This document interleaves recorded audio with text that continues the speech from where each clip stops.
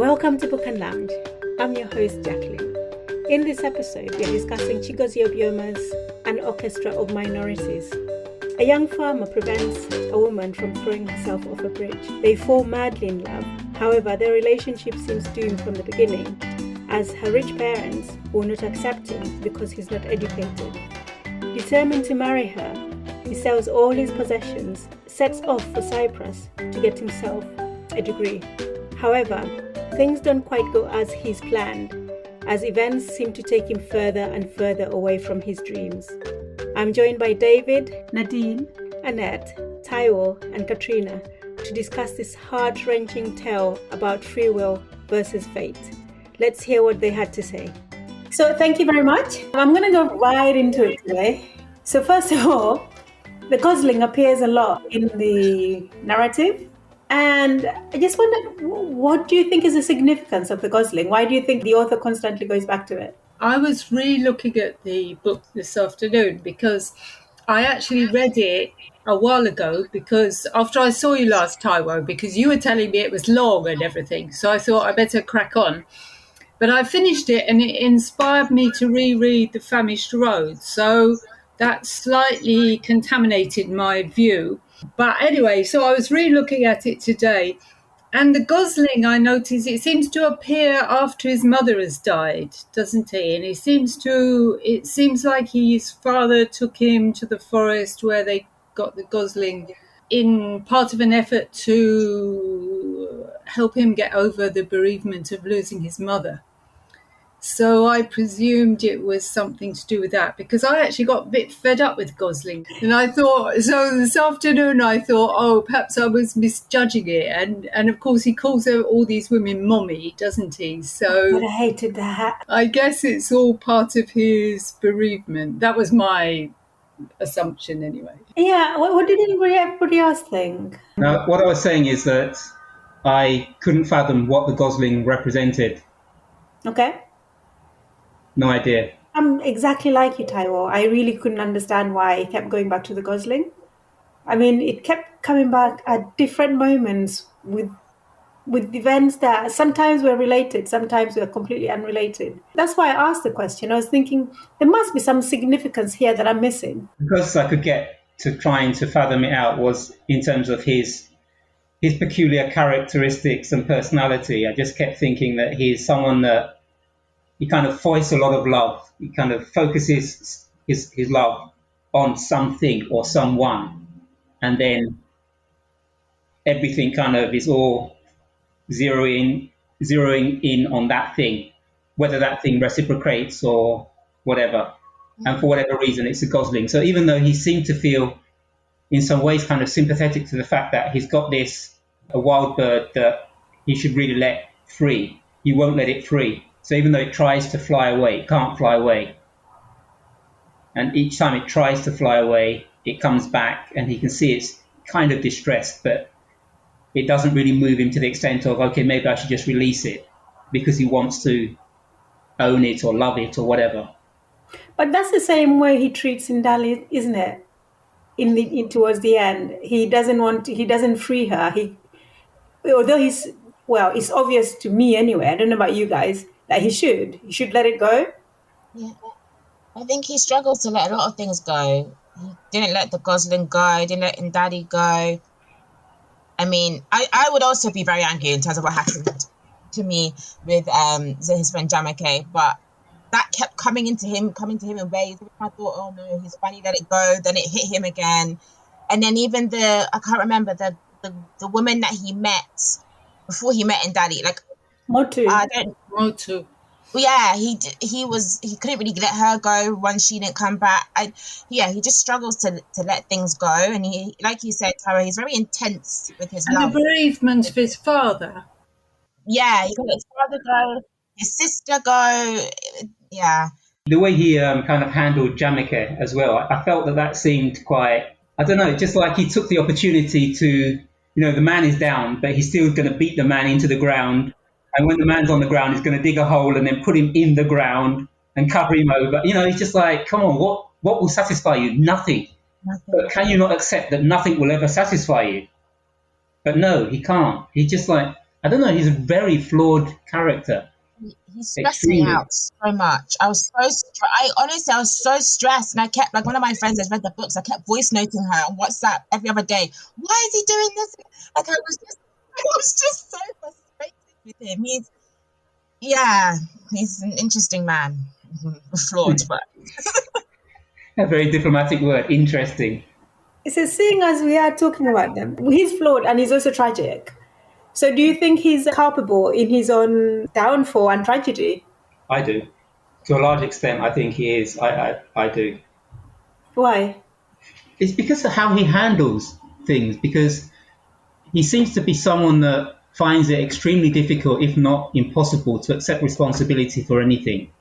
And I was really unhappy with the way he kind of flipped the script towards the end, where, I've given up so much, I've sacrificed so much for Ndali, even though she didn't particularly ask for these things, even though he never really communicated with it. It's all like, my love is so great that, I don't need to talk with you about selling my worldly possessions and heading off to Cyprus, because then my status and education will be heightened such that your nasty family will accept me, which they never will.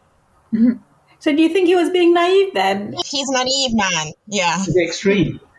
Mm-hmm. Very naive, because her family would have probably eventually come to some sort of tolerance of him, because she was very determined to stay with him at that point. And then he basically destroyed all. She said that, didn't she? You've destroyed yourself. So it's not really surprising that, even if he'd come back and she had been free, they may not have been able to make anything together, because he'd be a different person to the one that left, even if he'd got his education and it hadn't all been a scam. But I think he was very stupid with that. Which is true, because even he himself, he couldn't bear the way that he looked, because, the disfigurement, his facial disfigurement and all the rest. I mean, life had been hard, and his body showed that life had been particularly hard in Cyprus. Even putting to one side the emotional scars that he was, he couldn't seem to bear. And yet he didn't seem to accept that he has changed and that she would also have changed. I mean, a 4-year period is a long period of time. Mm-hmm. But the way in which he kind of was able to, in his mind, feel that everything that went wrong in his life thus far was her fault, because he'd been doing all these things for her, and yet she didn't stay true and wait for him. Even though he failed to communicate. It's not that he failed to communicate. He tried to communicate. And also... After the event. He tried to communicate after the event. Okay, yes, yeah, he did. Sorry, David. I wanted to ask around the culpability and the gods that run through it. It's almost as if there's the host. I assume that he's seeing himself detached, whether that's because he can't cope with it, he's fragmented, or do we need to address the gods within the book? Is that something that they are kind of at play as well? So I just wondered about that. You see, I was coming to that. I mean, Taiwo, you seem to strongly think that he's culpable and responsible and should take the blame for everything that's happened to him. But I'm wondering, I think there was some point where it was described that before he came into the world, he went to Chuku and he, kind of like shopping for all the talents. And he was given all the talents that he basically needed, right? However, if you take a look at his life, his mother got bitten by a snake when she was 8 months pregnant, lost his mother at childbirth of his sister, lost his father, sister ran away. It just seems that bad things always happen to him. And I'm just wondering whether or not there's some things that he can't control. Yes, he's not exactly a very clever man or a very analytical person who analyzes things before. He's a simple man. But at the same time, should we not cut him a bit of slack, given as... Well, it is a fiction thing, Sometimes you forget, right? If it was real life, I'd feel a bit sorry for him, but I don't need to. It's a fiction. Don't you pretend that it's real life in order to kind of engage with the protagonists and the characters? Well, yes, of course, but when we're actually just discussing it, I mean, it was even if you couldn't anticipate that one of your school friends is going to pull such a very nasty trick on you. When you say about communicating, he wasn't telling her how things had gone wrong. If he told her, if he'd been upfront about it wasn't working out properly and this and that would have given her more space for what was happening. But he doesn't want to do that because he's going to get his degree and sort it all out and all this. You know, I think he was very unlucky with the nurse in Cyprus. That really was bad luck. Do you think Obioma is a typical male author? He doesn't write female characters fully or sympathetically. He just kind of glosses over and just, I'm with my protagonist. My protagonist is a man. It's all about the man kind of thing. Taiwo, you seem to be obsessed with this male authors writing female characters. Where is this coming from? They don't seem to, flesh out the character. They don't seem to give them a real personality, a full body. So what was wrong then with the character in this instance? What was wrong with the description of Ndali or the character of Ndali? But I think Ndali is also, she is an educated woman. She does come from a family that seemed to have a very different background to him. So what is it that's fascinating her? Why does she fall in love with this man? There isn't really love is, you can't account for love and Cupid's arrows, but it doesn't really explain, does it? What she does say why she does fall in love with him, because he's the one. He realized after he sold his property that he truly loved her and that he would do anything for her. But the initial attraction, I am with you. I can't understand. That's why I was wondering, David and Annette, please explain yourselves. There's just nothing at all that would attract me to this man. There's nothing. His personality, everything, I don't know, just the way he was, for me, you saved my life, thank you. That's it. I just do not understand how it got that far. I really don't. And then for him to say, "Oh, I'll do anything for you." Well, I mean, obviously he should do anything for you, but that doesn't mean that anyway, it's fine. I just didn't understand what it was about him. So but he was a kind man, and don't forget, she'd just been jilted by somebody else, and so she was vulnerable at that point. And then she met this guy who not only saved, she said she wouldn't have jumped anyway, but not only tried to save her life, was very kind to her, and sacrificed his chickens. 2 chickens. He loved his birds. Okay, but there was a bit of a gap for her to settle down in which she appeared to have, made some recovery from the first. But it was only 3 months. Yeah, I know, it's not long. It's true. I don't think he loved her. You don't? I think he was obsessed. It wasn't love, it was obsession. Are they 2 different things? Yeah, I think they are. Yeah. I guess if he'd really loved her, I mean, he must have been traumatized from that whole prison experience. So you have to give him a little bit for that, don't you? Because that'd be enough to warp anybody's thinking, I should imagine. Yeah. But really, if you love someone and she's making a new life, I mean, I guess the fact that was his son, or it seemed to be his son, it's tricky, but you wouldn't want to go and burn down her pharmacy, would you?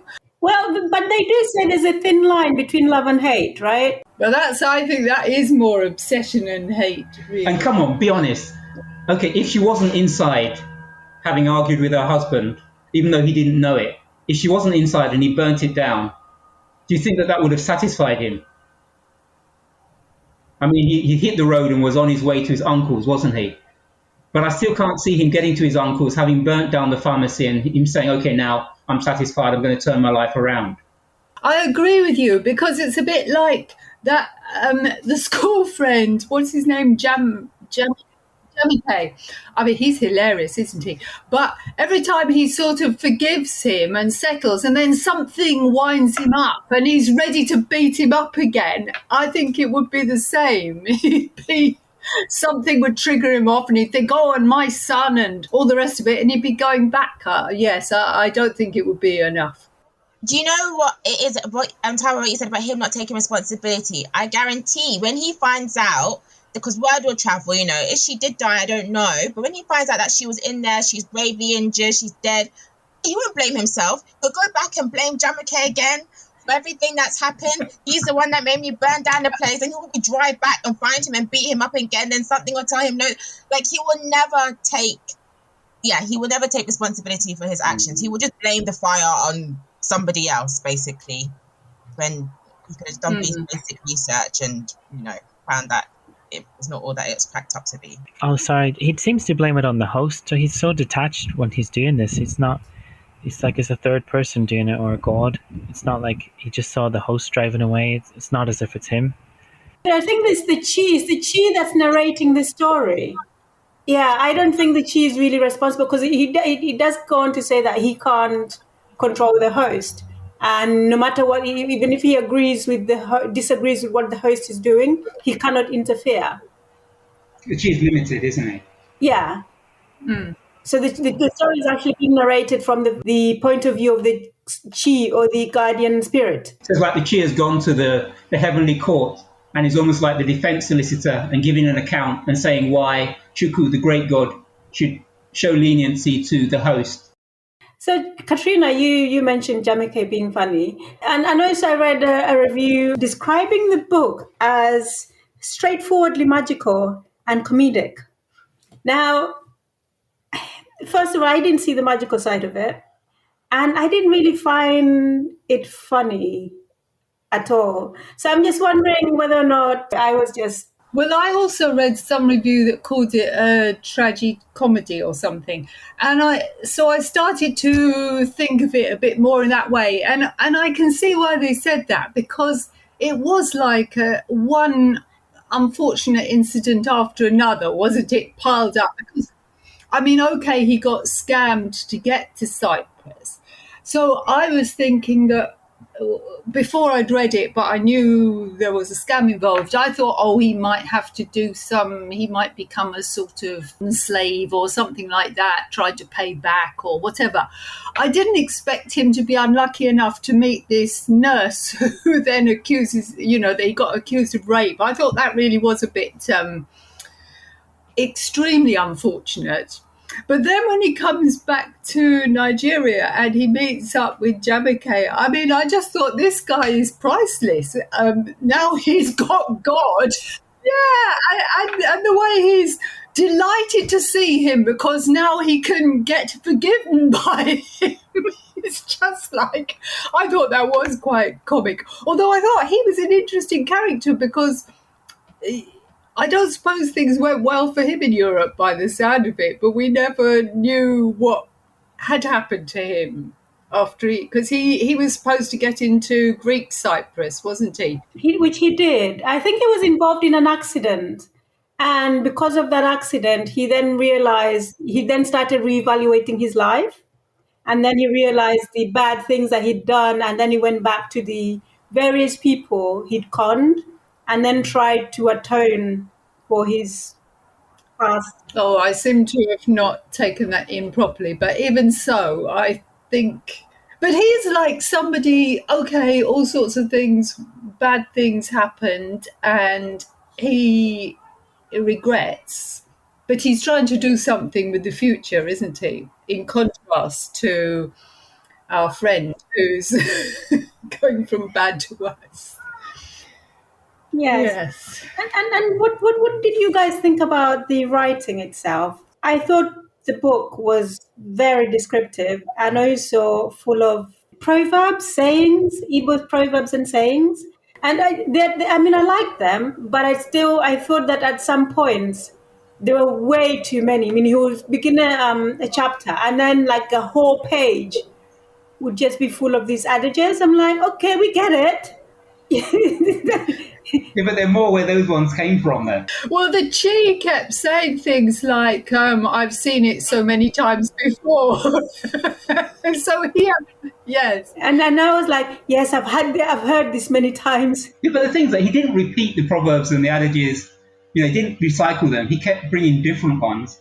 And within the context of the Chi being in the heavenly court, it seemed very appropriate in terms of the discourse between the Chi and the various gods and goddesses and Chukwu and all the rest. And even when he was conversing with, I think with, it might have been with Jamike or with someone else, when they both, they'll flip between the white man's language and then Igbo. And when they go to Igbo, which is what he's more familiar with, he might drop a proverb and then the guy will counteract with a different proverb. That seemed to sit really, really well. So for me, I was kind of lapping them all up. I loved it. I couldn't get enough of them. I couldn't get enough. I felt that he's very, the writer is very verbose. He likes words. But I felt it was appropriate in terms of the proverbs and all the rest. They were very apt. And I was not familiar with them, but I really enjoyed them. I did too. I mean, I said I like them, but I think at some point, because, I've read this in about 4 days. So at some point, I think because I was rushing to finish the book, I was like, okay, there's way too many. It was slowing you down. Yeah, I wasn't rushing, Jackie, and I agree. Like, there was a few. I already edited. In my editing, like me, I'd already taken out about 20 pages. I was just like, this doesn't. Like, I get it, and it's nice, and I get that it's apt, but also I'm reading it like it's for a reader, and for me, it was just a bit too much. And then I felt bad rushing it because I was like, oh no, Annette, it's a proverb. We need to read and understand what he's trying to say. So then I'll have to go back and read it and try to really think about what it, and I was just like, I shouldn't take it that seriously, but it made me feel like I had to. And that made it even longer as well because it's not real. So I don't know why I was trying to think as if he was teaching me something. But yeah, it was a bit too much, I thought. It was just the same thing in different ways of it being said, I suppose. Yeah. And David, what did you think? I'm directing this at you because I'm assuming that the others maybe didn't struggle as much. But what did you think of the continuous use of Igbo words and phrases? Yeah, I did get lost quite a lot. I couldn't figure out what was being said. Some was interesting, and also the names of the gods at the beginning of each chapter. I feel like I wish there could have been, this is my ignorance, but I wish there could have been like a drawing or some kind of explanation at the side. There is. At the beginning of the book. Yeah, you guys all missed it. The only problem I got it on Kindle and you have to really struggle to see the diagram properly on Kindle. So, which is a shame because I thought it was helpful, but it wasn't very easy to look at it. I liked it. I just thought that, well, I don't know what the pronunciation of all those words are. And I don't mind that, but it just means I wouldn't like to say them again in front of you guys because I'll probably completely I can manage Chukwu. But yeah, there were some very long names for the gods. But somewhere right at the beginning, in the first sort of preambles, there was a list of all the names he was going to use to address the gods. Oh, I didn't. It's not in the print version. Yeah, I noticed it because, as I said, I started flicking through it again this afternoon to try and refresh my mind. But I got the gist anyway. So then it didn't take anything away from the story? Not for me, no, because I got the idea, even though I probably skimmed a bit those names of the gods for the first time round, I did gather that he was addressing somebody and the word didn't really matter. It wasn't relevant to what he was saying. It was just the name, a name. So you didn't really need to know what it meant. There were only just a few things, weren't there, where... No, there were a whole lot of sentences that were in Igbo. I mean, I struggled with those. I mean, I did want to actually look them up or at least ask somebody. But then when I did ask, I wasn't really pronouncing the words properly.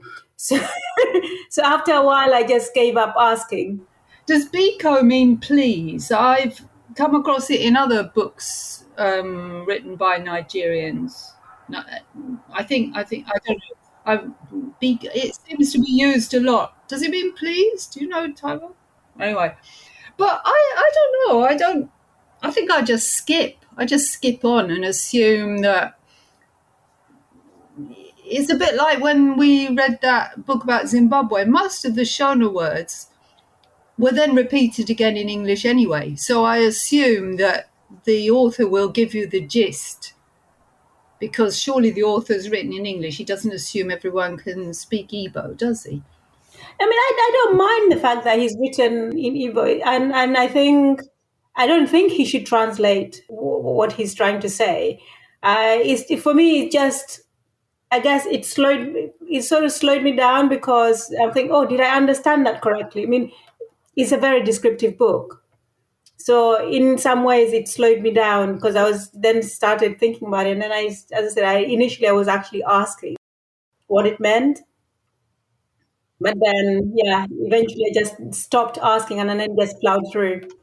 But I don't think it takes anything away not knowing exactly what the Igbo phrases mean, because it wasn't like a whole paragraph or a whole page or something. No, just like it was just sentences here and there.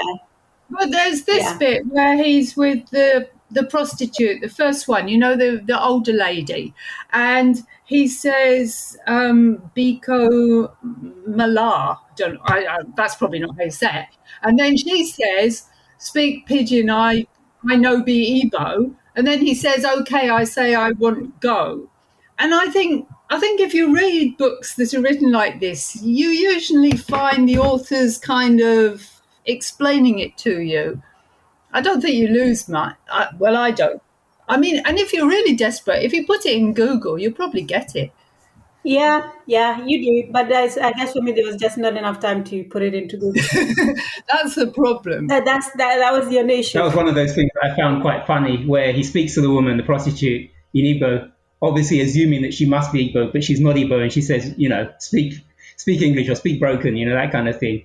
Again, when they described Ndali's husband, he's a handsome man, fairer skin, he's got this jerry curl. In my head, I just started laughing my head off, thinking he's got a jerry curl. This kind of sets the time that, he's living in Nigeria with a jerry curl, a man with a jerry curl, which was quite common. But that was in the noughties. I'm surprised that in the noughties he had a jerry curl. Why? Why would you be surprised? Because jerry curls were so yesterday in the noughties. Jerry curls were 1980s. Yeah, and it was 4 years after. It was like 2010. I don't really know anyone had a jerry curl in 2010. It was very dated. Exactly. So I was like, he's a man of a certain generation. That's all I would say. So the story, as I was saying earlier on, is narrated by the Chi, right? So we never really hear from the protagonist himself. We never really hear the voice of any of the other characters. It's all told from the point of view of the Chi. And why do you think the author chooses to narrate from the Chi's perspective? Because the Chi is the protagonist. It's just a different element of the protagonist, that's all. Well, okay, the Chi lives in the host. Why has he chosen to narrate it from, rather than the host himself?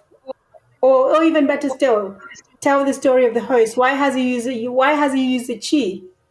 Because then he gives us access to Igbo cosmology.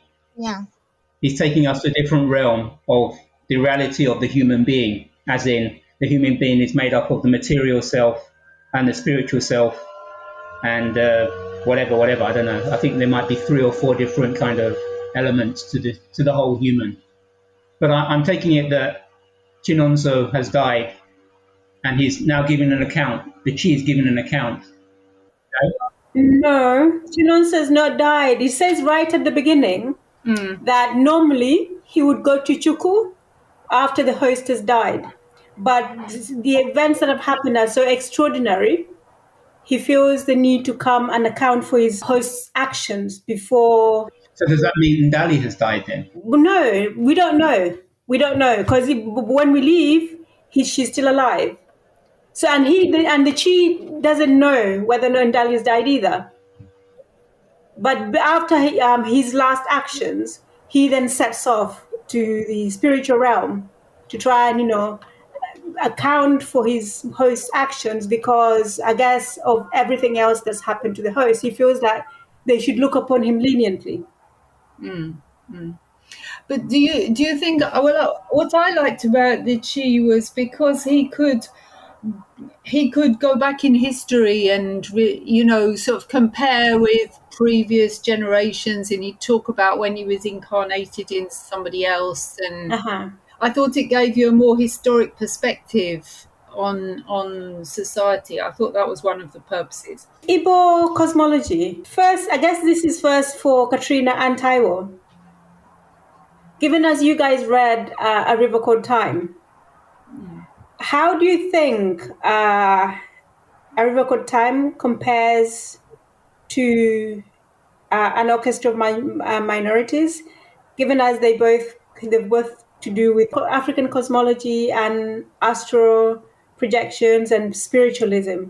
How do you think they compare? I don't think you can compare them. I feel that An Orchestra of Minorities is in a league of its own when you consider that the use of African cosmology, in this particular case Igbo cosmology, is based on reality. So this faith that the Igbo people have actually exists, whereas with Courtier Newland, he's making it all up. It's speculative fiction, isn't it? It's Afrofuturism. So he's taking it a bit like with Tommy. Yeah, I know who you mean. Where you've done your research into Yoruba mythology and then you've created something out of it. You kind of use that as a basis to form something else. But that's what exactly Chigozie Obioma has done. He's just used that as a setting. No, not really. I don't agree with you, because he's following, as far as we can tell, he is following what are the beliefs, or used to be the beliefs, of Igbo people. And he says that to some extent still inform the way Igbo people react to things. Whereas the River of Time thing, like you said, Taiwo, it's invented. It drove me, I said to you before I like the Famished Road, but I actually hadn't read it for a very long time. So all this, it drove me back to reread that, because I felt like this whole, you're in a world where the spirits are really part of the story and are definitely there, at least in the Famished Road they are for the main character. Yeah, I compared it more with that. I don't know, the River and Time through Time thing, it didn't actually convince me very well of its African religious thing when I was reading it. It didn't come through to me very strongly. You think because A River Called Time is quite a mashup between Egyptology and Afrofuturism and some other things that have been thrown in? I felt it wasn't a prominent enough part of the plot. I know they were doing their astral projection and everything, but maybe it's my preconceptions. I would have expected there to be a good bit of interaction with the ancestors, and discussion. And the only, the brother who died. Ninka. Yeah. I thought that was a bit odd, because if you were in real, I don't know but I was just thinking that certainly in Zimbabwe and East Africa, if you haven't grown up and had children, you're not really a proper ancestor. So that seemed to me different to, not that it's wrong, but it just didn't convince me of its Africanness, if you like. Anyway, yeah. But as you did say, it is sort of a combination of various different... Yeah, and there's nothing wrong with that. Karma. And I guess reincarnation. First of all, what do you think of the whole idea of karma in relation to An Orchestra of Minorities? And then the reason I ask that is because, number one, Nonso seems to have a lot of things happen to him. Not necessarily entirely his fault. Although everyone keeps saying he's a good man, right? And yet all these bad things seem to happen. And now you're rolling your eyes. Although everything bad seems to happen to him. And then I've lost my second line of thought now. Yeah, reincarnation. So there are some people who end up in the world of, how did he describe it? There's some people that ended up in the world of the Benwu, Benwo, which is the spirit, the domain of bad spirits.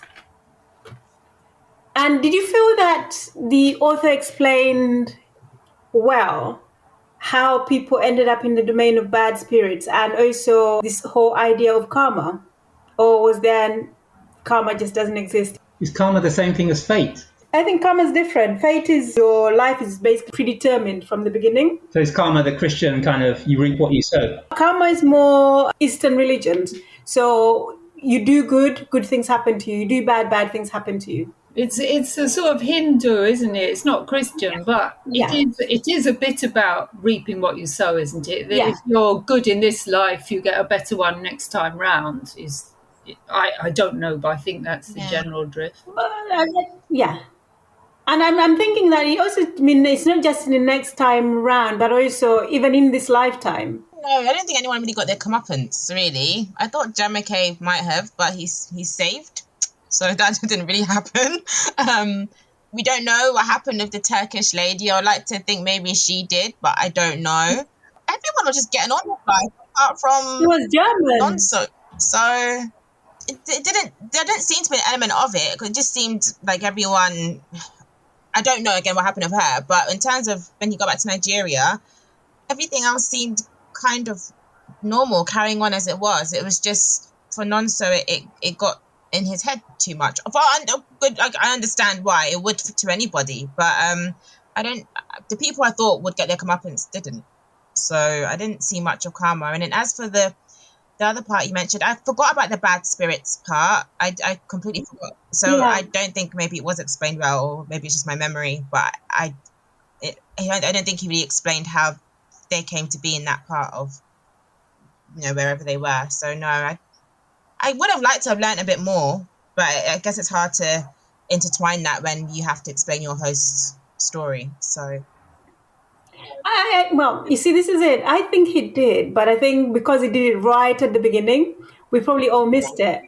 Because I went back and read the beginning. I'm like, okay. Because when I looked at the drawings at the beginning of the book, I then just read the first incantation. And I think he says when a person dies, they automatically go to the Benmore, which is the land of the bad spirits. And then the chi has to come in front of the gods and account for their actions on earth so that they can then progress to the realm of the ancestors. And I think that's I guess if, their account of you is not convincing enough, you then end up as a bad spirit. And at least that was my understanding of it. Maybe that could have been sprinkled in throughout, rather than at the beginning. It's a long book, and so I forgot basically what you just said, I suppose. Yeah, if it was thrown in within the book, that might have helped. But I don't know. But also there's that issue, wasn't there? Sorry, I was just going to say, I do think the book could have been maybe 100 pages less. Why? I just think that, for example, with Ndali, she wasn't really developed as a character. I know that there was a lot of focus on Nonso and the Chi for obvious reasons, but I think especially when Nonso came back to Nigeria after what happened to him, we didn't really understand the reason that Ndali was so like, oh, get away from me, and, I'm not going to let you see your son. It was just very abrupt and sudden. And I think aside from Ndali, the rest of the female characters, whether it be Motu or Miss J or Elena, they weren't really developed and fleshed out, whereas Nonso and his uncle and Jamike and the friend that helped Nonso when he was stuck abroad, we got to see a lot more of them. Do you know? I mean, maybe it's just me, but... No, it's true. The only times when all these women all came in is when he was sleeping with them. Like, they were just used and abused, and that was it. Even for Ndali, really, it was just sex scenes, mainly, some deep talks, and then that was it. We don't even know what really happened to her. So, yeah. And all that mummy business, that was worrying. Mummy, everything is mummy. It was just like, oh dear. That was very strange. But I think also with Ndali, we know that in the last few pages of the book, she also has a chi. And I just wonder why the author didn't decide to give us more from Ndali's chi. Maybe we could have gotten insight as to why she pretended like she didn't recognized Nonso at the pharmacy, or why she, was so mad at him, or what she was feeling or thinking. Yeah, so I think Tayo has been celebrating because we just spoke earlier on about the representation of women in the book, or at least female characters, and he was saying exactly what you just said. Do you feel that you've gained a better understanding of spiritualism, of guardian spirits, and the afterworld after reading this book? For me, I think it's just opened the door, because I didn't know about any of this, especially the gods, the different levels of ancestry. And also, this is the other thing that I discovered that I find quite fascinating. So you reincarnate 8 times in the Igbo cosmology. And I was just wondering, why 8 times? How did they come up with 8? And what happens to you after the 8th time?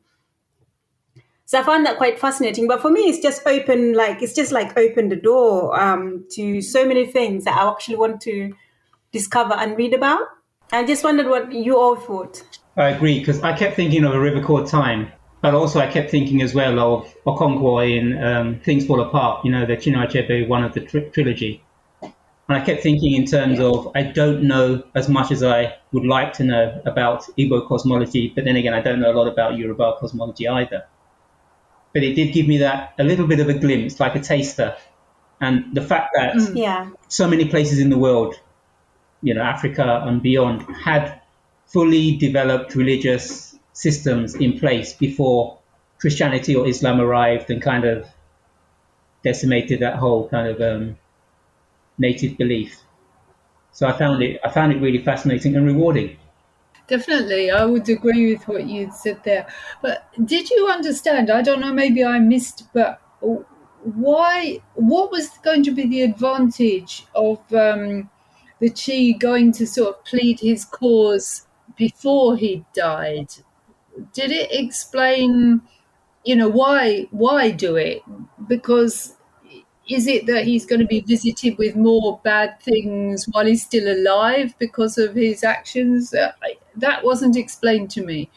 No, he doesn't actually say why.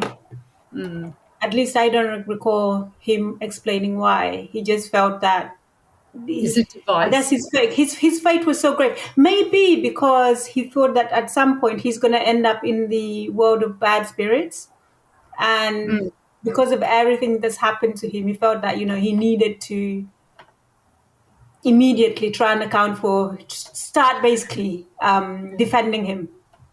It seems quite preemptive, though. I would have thought that you have to wait for your host to die before you even appear before Chukwu. I suppose it suits the author, really, to tell the story like that, but doesn't have to actually kill off either of them. We don't know what happened to Ndali, but he, in Nonso's last scene, heading off in his car, isn't he? So we don't know what. Yeah, of course. The one thing that I actually really liked about, I guess, the book is that he starts off right from the beginning saying the host has done something. And throughout, he keeps reminding us that the host has done something, but we don't know what that something is. So for me, it compelled me to continue reading, because I really wanted to find out what it is that he had done that was so bad that, made the spirit go and try and account for his actions before he's died. I like that technique. I don't know what you guys all thought of it. Wasn't there somewhere in the book where it talks about certain conditions under which you end up in your spirit ends up in the bad place kind of thing? And one of them, I think, if I remember correctly, was something about killing a pregnant woman. Yeah, that's right at the beginning. He mentions that as why he's gone ahead, because, damn it, doing harm to a pregnant woman or creature, he said. I'd forgotten about that. So does that then mean that Ndali was pregnant? Sounds like it. I thought she was, because he mentioned something about, her breasts are bigger, she looks like she's glowing, and all the rest of it. So I thought maybe she was pregnant and that she actually dies. And he's gone to give an account as to the fact that it wasn't a deliberate thing. we don't know that she's died. No. True, we don't know. No. Yeah. Yeah. So the other thing that the author kept doing quite often in the book is when he was talking about English, he described it as white man's language, and then when he was also talking about Christianity, he always described it as white man's religion, I think. And why do you think that he did that? Why do you think he had to add the label white to English and also Christianity? And even when he was talking about years and time as well, he didn't see time in the same way and years in the same way. Why do you think anybody have any idea why we think he did that? I guess, well, he predated that, I suppose. He's seen everything. So he's seen the white man come in and implement all of these things which were not there prior to that. And you don't have to accept something if you don't, or, don't want to. This is how things were done when he was around. I mean, he's always been around. And so if that's how it makes sense if that's how he's going to refer to it, because that, however he sees time and how he sees things spiritually or whatever it is, predates, I guess, colonialism. So it makes complete sense. But he accepts as well, doesn't he? He accepts that the children of the fathers have embraced this new way and forgotten the old ways and left the old shrines untended and all the rest of it. Now, just to pick up on that, I think as well the white man's religion wasn't kind to animals. I think it's just everything was that really offended him, Nonso, because he cared about animals so much. He said that it just wasn't.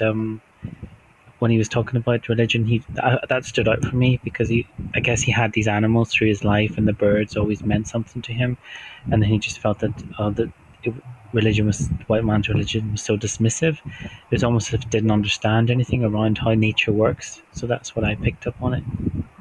Well, yeah, because there was that instance, wasn't there, when his bird was sickly and he wanted to take it for healing, and the church folk wouldn't let him take the church for healing because they kind of like, this is an animal, we only try and heal human beings kind of thing. And he's like, but this is God's creature, just like a human being. Why don't you see it the way I see it, kind of thing, which turned him off of Christianity, I guess.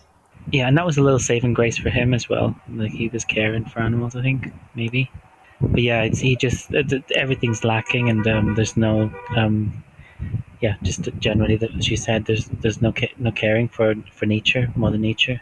Going back to religion, so Jamike has his road to Damascus moment and converts and becomes a Christian, and tries to atone for his past actions, and in the process also tries to convince Nonso to, I guess, abandon this whole idea of trying to win Ndali back and take revenge and all of that.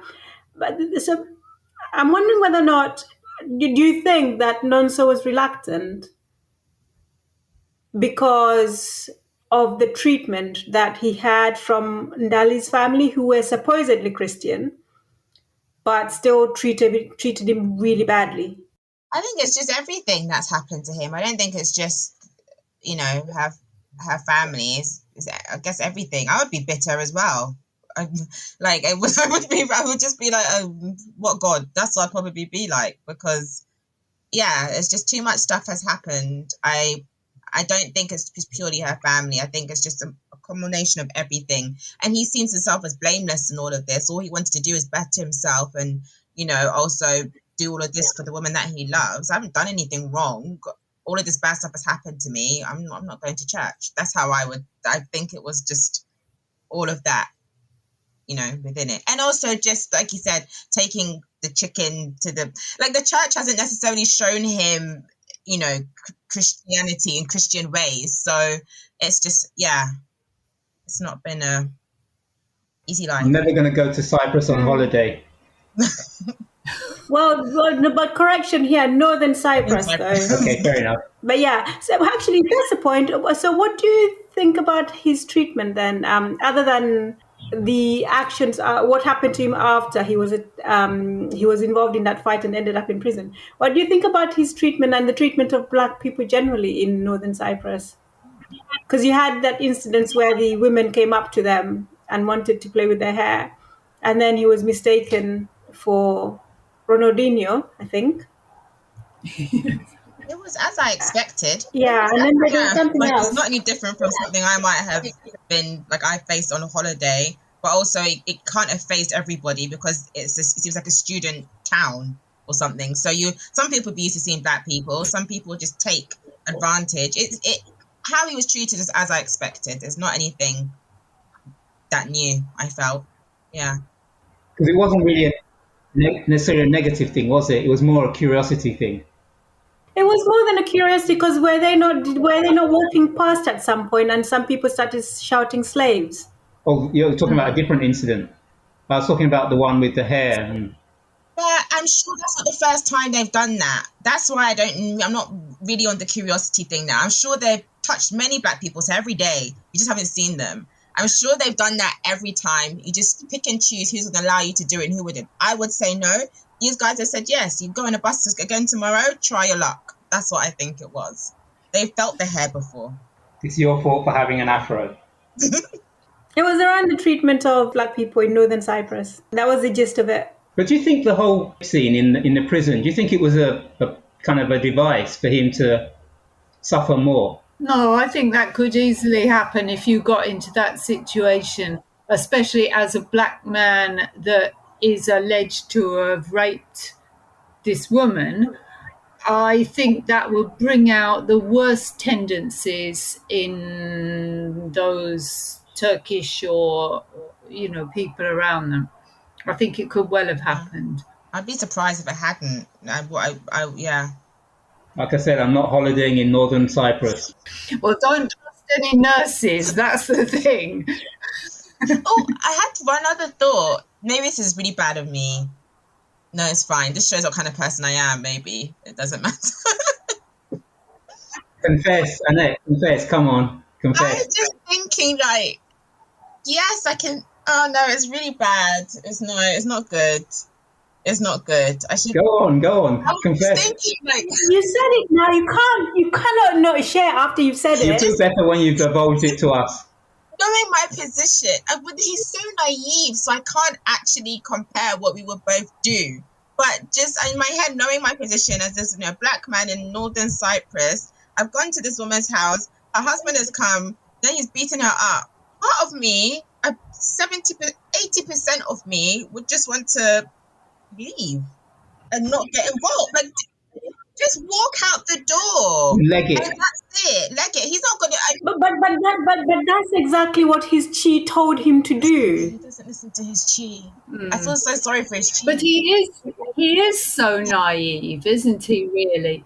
I mean, to fall for it anyway, because you'd think that a little research into northern Cyprus would suggest to you that the type of degree you're going to get may not be quite, it sounds like a scam, doesn't it? Although the university, I thought, sounded quite sort of, like they were trying to be helpful and trying to sort out what had happened to him. But it just sounds like a scam. Exactly. And the thing is, especially because Jamake was his primary school friend. Did they even go to high school together? Primary school. If somebody from primary, one of my friends from primary, I can't use my friend as an associate. What's that word you use when it's just someone you can... Someone I bullied. An acquaintance came, and someone you bullied, some acquaintance came and told me you can offer me, I don't know you. Why are you so trusting? It started from there. And then after, if you want to believe it, go to the internet cafe, do a bit of, internet search. He just did nothing. So you're saying you deserve to be scammed? Basically, the only time I felt sorry for him was when the incident in the jail. Aside from that, I really struggled to show any empathy for him throughout the entire book, apart from what happened to him in jail. Because I just don't know why you haven't learned from your mistakes of just... Sorry. Also, those kind of Nigerians, when they arrive back in Nigeria and everything is man. I just thought they're always suspect. They never even step anywhere near the United States of America, and everything is man. Yeah, and you thought that was normal. Like, no, and you're gonna get a job like this, and I've already sold my Mercedes to my mum. I'd be like, let me go and see the car that you gave your mother. Like, I want to see evidence. But are we not judging him from our own perspective? Given this man lived not necessarily, he didn't live in Lagos, he didn't live in Abuja. He lived in... He didn't even have a TV, did he? Until Ndali told him to buy a TV. He didn't even have a TV. No. He did have one. He'd just broken down, and it was just going to cost him more to fix it. That means he didn't have one. But if he just talked to Ndali about what he was doing and planning, I guess perhaps he was trying to be a big man and make a big, splash for her. But if he discussed it with her, she might have had a bit more common sense and researched North Cyprus a bit. In fact, I thought she should have done that when she did find out. So in the end, he becomes the perpetrator rather than the victim. And were you surprised that in the end he went from victim to perpetrator? And especially in how he treated Jamike and became a stalker and then an arsonist. The arson, I said to my friend, I literally just say to my friend, I voice noted her, I was just like, I don't know how Jamike would have gotten away, but I'll tell you now, I would have killed him. I don't know how, but he would be dead, and that's where the book would have ended. He would not. You would have killed Jamike. I would have beaten him up to a pulp. Like, he would, yeah. And then I'll be back in jail, but it's fine.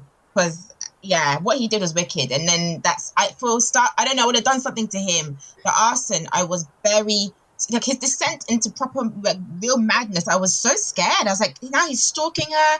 Your business you had, people are calling you, you're not answering the phone. Like, you had something going. But for this woman who, I was so disappointed. Like, I understand why he was full of anger, but I just felt, I don't know, I was just really frustrated. Like I said, I was just getting stressed by him. But the arson, I did not expect. I really didn't. Yeah, No, me neither. And do you think if he'd bided his time and not gone so crazy, after all, she was in that pharmacy apparently because she was rowing with her husband to do with what had happened. So, if he just bided his time, maybe things would have gone differently, because after all, a terrible shock for her. She's had 2 men go off to Europe and disappear on her. You can understand why she didn't want to have much more to do with him, really, because she didn't know what had happened. And I'm skeptical they would have gotten back together, but I do think maybe there would have been a chance for him to have a relationship with his son. I don't think they would have got back together, but there would have been a chance to have a relationship with his son for sure. He did not go about things the right way. He was too traumatized, I think. I mean, he wasn't so clever in the beginning, and then, I mean, really, he did destroy himself, because that poultry farm really was him, wasn't it? The gosling and the poultry farm, it was everything. So because he loved the birds. But even when he came back, I mean, yes, he was damaged, but he still was able to set up a business and have a successful business. Poultry feeds, wasn't it? Yeah, exactly. And he was doing really well. I mean, if he'd set his mind to it, he would have built himself an empire. He just seemed like he was a really good business person, or he was at least capable of running a business, but he let this anger and this hate consume him. But I think that's I mean, really, if you think what did happen to him, if that happened to anybody, that's a big thing to come out of on your own. Either you're going to have to get God, or you're going to have some sort of therapy, or, you know what I mean? It's a big thing to get over by yourself. Some kind of intervention. Yeah. Yeah. And I was thinking, like Annette, I mean, if that was me, I think the first thing I would have done, I would have found a way to get back to northern Cyprus. I would have started with the woman. Yes. Why didn't I jump to Jamaica? I would have gone back, started with her and her husband. And then also that Toby, who never even came to visit me. Like, I thought he was a nice guy. That guy that was helping him at the beginning. And then he apparently never even came to see him in prison. He didn't come to court. I think they believed that he was guilty. Really? But he seems so innocent. I wouldn't believe that he did it. I would have gone to him too, and then gone back to Nigeria and started my war of revenge. Wow. I don't think I would have actually gone to Toby, but definitely the German woman and the husband. I would have started with them. Then I would have gone to Nigeria and finished off Jamaica. It'll be slow. I'd already planned it in my head like he had.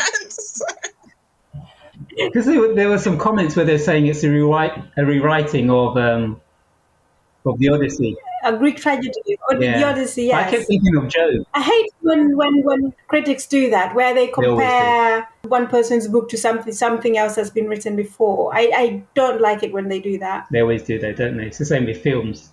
They always do. But I kept thinking, it's not really the Odyssey. It's more, I kept thinking he's like Job in the Old Testament. You don't know whether Job really existed or whether he's some kind of archetypal man to whom everything bad that could possibly go wrong goes wrong, and then how he deals with more than his fair share of misfortune in life. Even though when they were talking about the whole heavenly gifts being handed out, I thought his spirit was supposed to have had this gift of luck, but it didn't seem to pan out well with this. I mean, he seemed very unlucky rather than lucky. Yeah, maybe it was an ironic kind of luck. Yeah, so this is a question, I guess, more for Annette, Nadine, if you can hear us, and Katrina. If you're intended... Why they kept spelling it the American spelling of mummy? Why? I couldn't understand why it was the American spelling. American publisher, perhaps? Don't know. Anyhow, yeah, so if you insisted on calling you mummy, how would you react? And Be my intended. That's it. That's even the one thing which I didn't understand, like, why it had gone that far again. Because I thought by the point she told him, no, like, call me Ndali, why do you keep calling me that?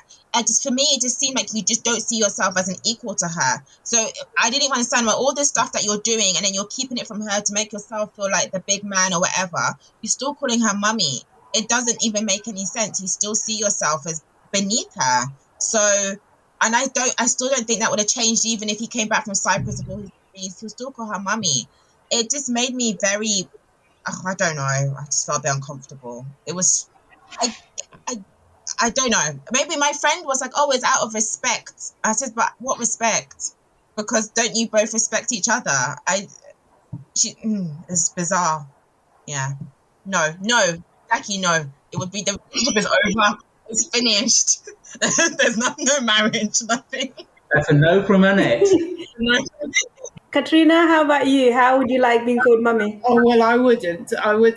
When at the very beginning, I thought perhaps this was some sort of Igbo thing that maybe that's how you addressed your girlfriend. But then then it was obvious that wasn't the case. But like you say, Annette, he carried on, and it was just like. But he's got problems, this guy, hasn't he, really? I mean, one of the things I thought about... Come on, that's an understatement. Well, understatement is less is more.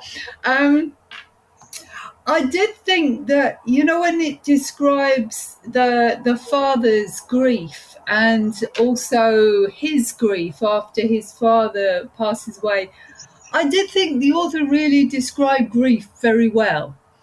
I felt like if you've had serious bereavements, you could probably identify with some aspects of it.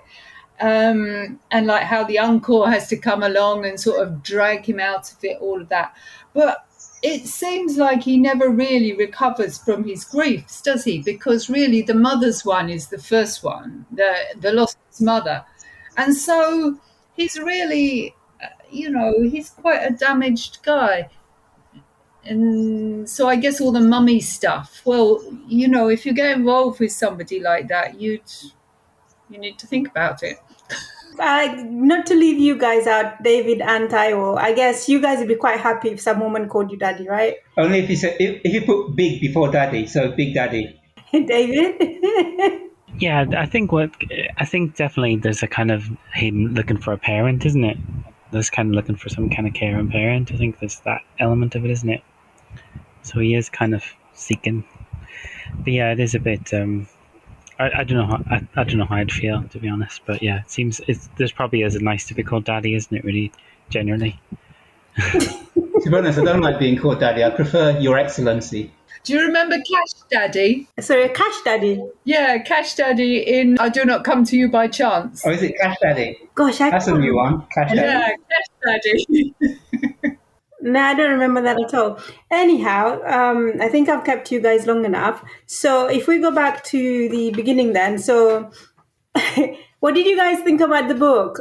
Did you like it? Did you rate it? Do you not rate it? What would you give it out of 5? I'd give it 3.5 stars. Okay, why? I think the concept of the chi and spirituality is a really interesting concept. But I do think at times the book was a bit longer than it should have been. I think that certain details, as I said earlier, in particular, Ndali's thoughts and feelings were not expressed, and we get like a lot of flowery language or things that have already been said repeated again. And I think as for the ending, I do feel that Chinonso was punished based on certain things that were said in the beginning, but I've also read a book review, and the reviewer actually contacted the publisher, and apparently the ending is deliberately ambiguous. So I just think, you've set up this epic story, of love, of suffering, of sacrifice, and you just end it like that. It's really a letdown, in my opinion. I quite like the ambiguous ending, actually. I couldn't see it ending any other way. So much. At the end, I was like, like, I was just like, what? And then I kept going, but I just saw it was just an acknowledgement, so I didn't. Yeah. But the ending, but the ending was the beginning, wasn't it? Because we already see what's going to happen at the end, at the beginning. So the ending is really, for me, the Chi going to Chuku to make a case for him. Yeah, but a case about what though? What has the host actually done? About what he's done. About what he's done and what he's become as a result of what's happened to him. Attempted murder. It still doesn't make sense, the Chi going to give an account or a defense unless the host has died. No, but he explains that the host hasn't died. He explains that right at the beginning, and he explains why he feels, although the host hasn't died, he needs to go and make a case for him. But, okay. I mean, the most logical thing in the story, I would have thought, would be for Nomsa. He would go and throw himself off that bridge, the one where he met Ndali in the beginning. I mean, he just sounds like he's got to the end. He's going completely mad, really, isn't he? And is he going to recover from this, make a new life for himself somewhere else, or is he actually just going to? I don't know what he's driving off. Do we get told what he's doing? He's going to Aba, where his uncle lives. Yeah. Start again there. Yes. Do you think he will successfully? It sounds. I don't know. But that's the ambiguity. You don't know. I mean, I guess for me, that's what I like about it. I mean, you guys know anyway. I don't like tidy, neat endings. Mm-hmm. I always like that element of ambiguity. Anyhow. Anyway, I quite like. I liked the book. I enjoyed it. Although I got a bit. It got crazier, really, isn't it? I don't mind ambiguity, but I just thought that maybe I was just disappointed that he got so crazy in the end. I don't know. But I enjoyed the first part before he got to Cyprus more than the rest of it, really. I would give it 3.5. I liked all the business about the chi and the understanding it gave you of the sort of Igbo cosmology. I'd quite like to read up a bit more about that. So what mark were you giving it? I gave it 3.5. Yeah, I would give it 3.5 as well. I find it a difficult read, if I'm honest, and I just wanted to know more about the gods' names or the cosmology. As I was reading through it, I felt I was missing something. I wish I could learn more about that. So I'd like to learn more and understand it. And yeah, it's kind of my friend's brother is living in Cyprus at the going to university there. So I thought, oh, it's just kind of some of the place names I picked up as well. So that was like, oh, interesting. But I think maybe I liked all the analogies around the birds through it as well. I thought that was quite romantic, that notion of nature through it and his connection to nature. And even though and I couldn't figure out if he was a lovable rogue or not, or if there was anything about him, but there was a simplicity and the kind of that charm was how he had the birds and the goslings, and then you think about his upbringing, how difficult it was. So, and he was brave to go. So I think no matter what, he did try and take steps to kind of change his life. So yeah, I would give it about 3.5. I just find it too hard to read, if I'm honest. It was a struggle.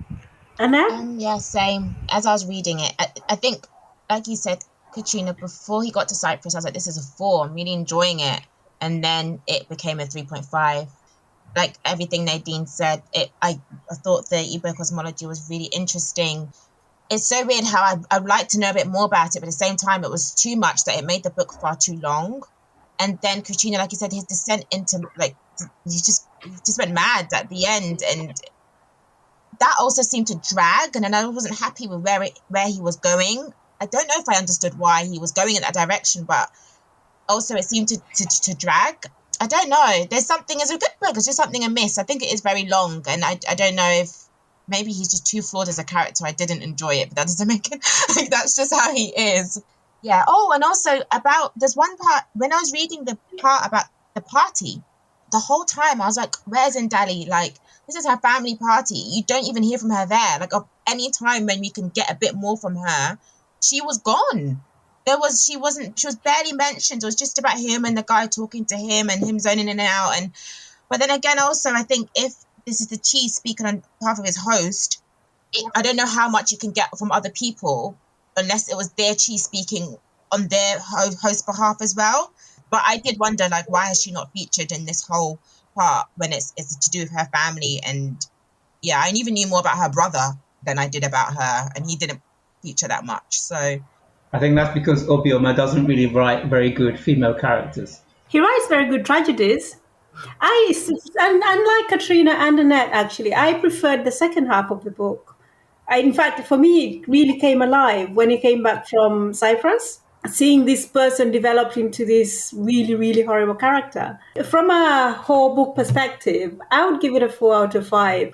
I feel that he's really mastered the art of writing African adages, as Taiwo described it earlier on. He just has this way of phraseology, how he phrases things. I agree there was a bit too much of it, but for me, it was a joy reading how he phrases things. So I really like that part of it. I like that the characters were quite flawed, not perfect. Quite flawed or fundamentally flawed. Well, Nonso was fundamentally flawed. But it wasn't his fault. These things just happened to him. Just on your point about, Nonso is flawed and no character is perfect. I know that we talked about the aspect and theme of spirituality, but I just wanted to know, and this is a question for everyone, does anyone think there was an aspect of fate versus free will as well? Do you think that maybe even if Nonso hadn't gone to Cyprus and hadn't sold all his possessions and somehow won over Ndali's family, do you think they would still end up the same way? We sort of mentioned fate just briefly earlier on. And I don't know what Igbo cosmology has to say about that. But I do feel that had he not sold everything and had he not gone to Cyprus, things may have turned out a bit differently. And I think it was either Annette or Katrina who said earlier on that they possibly would have come around at some point because she was so determined to be with him.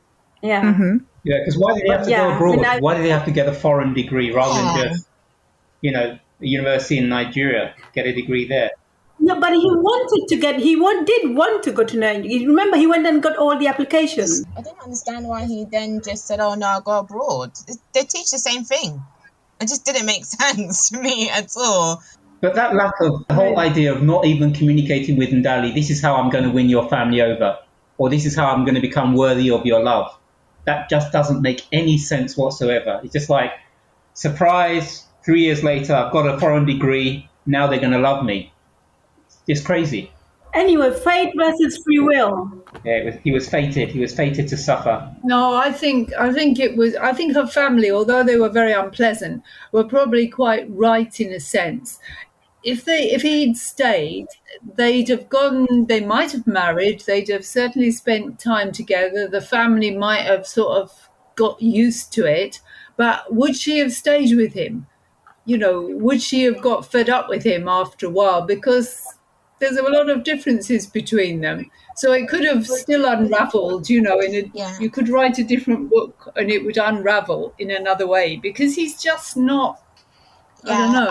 It wouldn't have lasted. And I think even like when he came back, you can see there's some tendencies in him which I didn't even realize were fully there. Like he's a bit obsessive, and I don't know, I just think things would have manifested.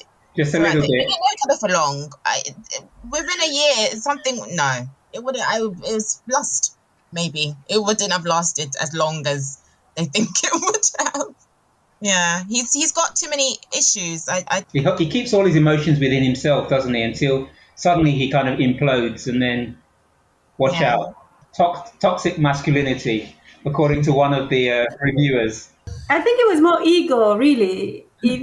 For me, I thought it was just more ego. He wanted to prove that he's a man and he could do this. But you can sort of understand it a little bit, can't you? Because, I mean, why he should tolerate her family the way they behaved, you know.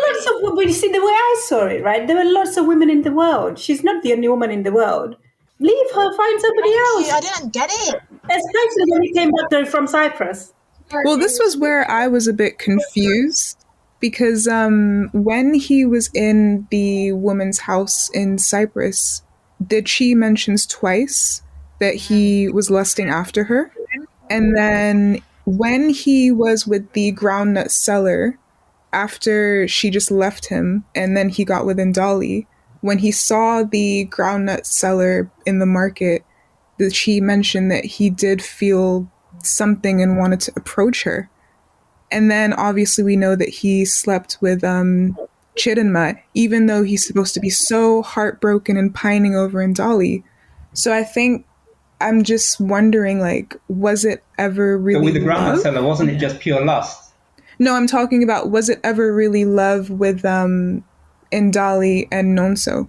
Because even if you say, okay, it was just lust with the groundnut seller, still you were with Ndali. Like, if this is someone that you're sacrificing everything for, why is that even on your mind? He said he loved that lady, right at the beginning. He said, "I love you." It's like I don't even know if he knows what love is.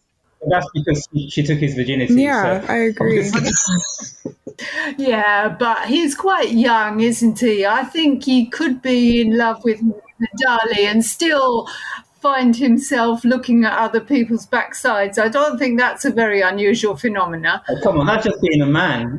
She was going up the stairs. You can't blame him for that. No, I think because he's only in his 20s, isn't he? Is he? Have I got that right?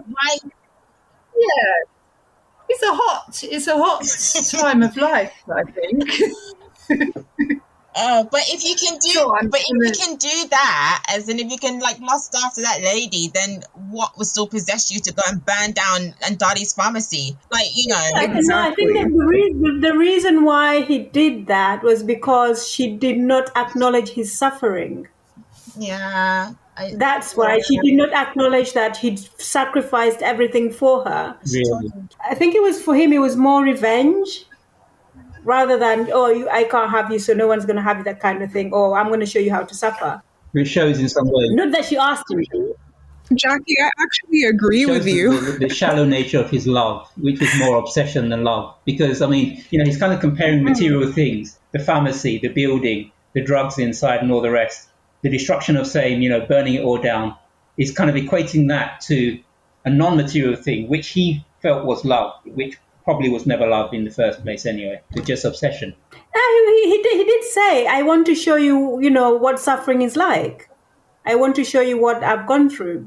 Anyhow, Tayo, what did you think of the book? I kept thinking 4 because I really did like the whole Igbo cosmology, and I couldn't get enough of the adages and proverbs. But because of the pacing, it was so slow and it's so long, and Obioma likes words too much, I kind of knocked it down to a 3.5. And I really disliked Chinonso as a person.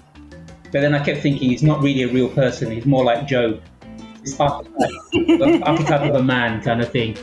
So I'm going to stick with the 3.5 and go with most people that will go with 3.5. Okay, that's fair enough. I mean, I was just going to say the fact that he evoked such feeling in all of us just goes to show that he's actually a really good writer.